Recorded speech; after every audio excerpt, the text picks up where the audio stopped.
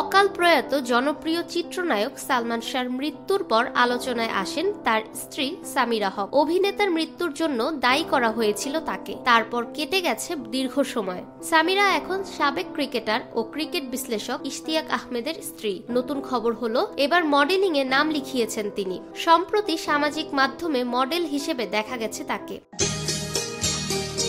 সামাজিক মাধ্যম থেকে জানা যায়, গোদেশীয় নামের একটি ব্র্যান্ডের মডেল হয়েছেন সামিরা। বিষয়টি সোশ্যাল মিডিয়ায় জানিয়েছেন গোদেশীয় কর্ণধার সাবেরা আনোয়ার। নিজের ফেসবুকে বিভিন্ন শাড়িতে নিজের নান্দনিক সৌন্দর্য মেলে ধরে মডেলিংরত সামিরার ভিডিও শেয়ার করে সাবেরা লিখেছেন, তিনি রহস্যময়, তিনি সৌন্দর্যের এক অনন্য প্রতীক। সময়ের স্রোতে অনেক কিছু বদলে গেল, তার আভিজাত্য ও কমনীয়তা আজও অনন্য।